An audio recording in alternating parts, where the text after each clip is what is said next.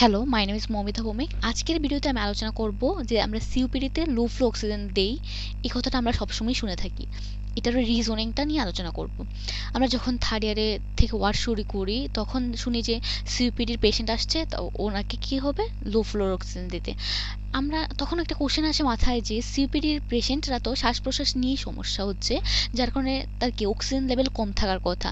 তাহলে কি আমাদের ওনাকে অক্সিজেন বেশি দেওয়ার কথা, কিন্তু আমরা অক্সিজেন বেশি না দিয়ে লো ফ্লো অক্সিজেন দিচ্ছি। কেন আমরা সেই লো ফ্লো অক্সিজেন দিচ্ছি সেটার রিজনিং নিয়েই আজকে আলোচনা করব। তার আগে আমাকে প্রথমে তো বুঝতে হবে যে আমাদের কি রেসপিরেটরি ড্রাইভ কোনগুলো।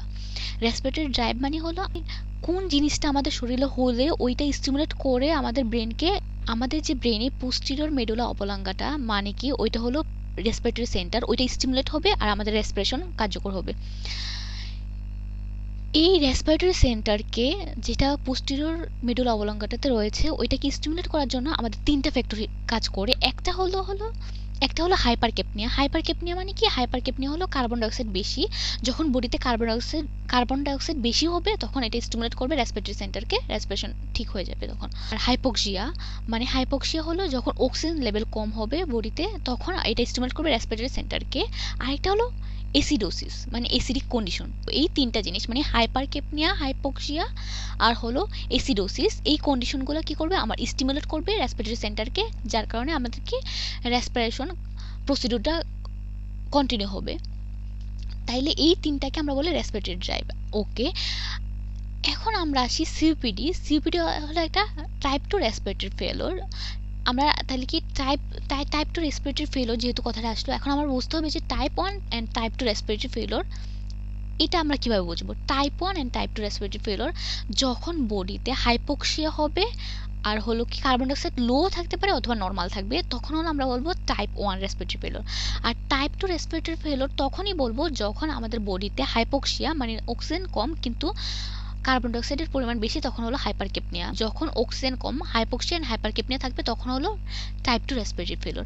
আর সিওপিডি হলো একটা টাইপ 2 রেসপিরেটরি ফেলোর এর মধ্যে পড়ে।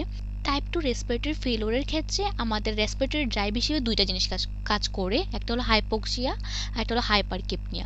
সিওপিডির ক্ষেত্রে যেহেতু আমাদের একটা লং টার্ম প্রসেস সিওপিডিটা, যার কারণে কি হচ্ছে, সিপিডিতে আমরা জানি কি হাইপোক্সিয়া হচ্ছে আর হাইপারকেপনিয়া হয়।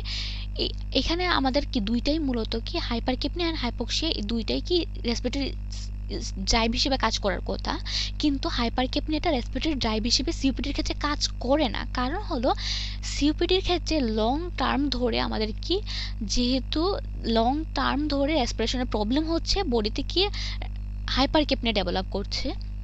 হাইপারকেপনিয়া ডেভেলপ করার কারণে বডি এই হাইপারকেপনিয়া মানে অতিরিক্ত পরিমাণ কার্বন ডাইঅক্সাইডের প্রতি সেন্সিটিভ হয়ে যায়, যার কারণে কি হচ্ছে, এই হাইপারকেপনিয়া মানে কার্বন ডাইঅক্সাইডটা আমাদের কি রেসপিরেটরি সেন্টারকে স্টিমুলেট করতে পারতেছে না, যেহেতু লং টাইম ধরে চলতেছে, যার কারণে এটা সেন্সিটিভ হয়ে গেছে বডিতে। যেহেতু হাইপারকেপনিয়া কাজ করতেছে না, তাহলে কি হাইপোক্সিয়াটা এখানে রেসপিরেটরি ড্রাইভ হিসেবে কাজ করবে। যদি আমরা এখন হাইপোক্সিয়া রাখতে চাই তাহলে আমাদের অবশ্যই লো ফ্লো অক্সিজেন দিতে হবে যাতে কিছু হাইপোক্সিয়া থাকে। যদি আমরা হাই ফ্লো অক্সিজেন দেই এখন, তাহলে কি হচ্ছে, আমাদের কি হাইপোক্সিয়াটা থাকতেছে না, যেটা অনলি মাত্র রেসপিরেটরি ড্রাইভ হিসেবে কাজ করবে in case of the COPD. যার কারণে কি হবে, বডিতে রেসপিরেশন হচ্ছে না, মানে শরীরে আমাদের রেসপিরেশন হবে না, যার কারণে কি বডিতে হাইপার ক্যাপনিয়া হয়ে যাবে, আরও বেশি কার্বন ডাইঅক্সাইড বডিতে জমা হয়ে থাকবে। আর এই কার্বন ডাইঅক্সাইড জমা হতে হতে আমাদের কি কনসাসনেসকে ডিপ্রেশন করে দিবে, যার কারণে ডেথ হতে পারে। তার জন্য বলা হয় যে সিওপিডির পেশেন্টকে কখনো হাই ফ্লো অক্সিজেন দেওয়া যাবে না, অলওয়েজ লো ফ্লো অক্সিজেন দিতে হবে। ওকে, আই থিঙ্ক এই কনসেপ্টটা এখন ক্লিয়ার হয়ে গেছে। এখন আর ওয়ার্ডে গেলে কেউ বললে যে সিওপিডির পেশেন্টকে লো ফ্লো অক্সিজেন দিতে হবে বললে আর কনফিউশন হবে না। ওকে, থ্যাংক ইউ।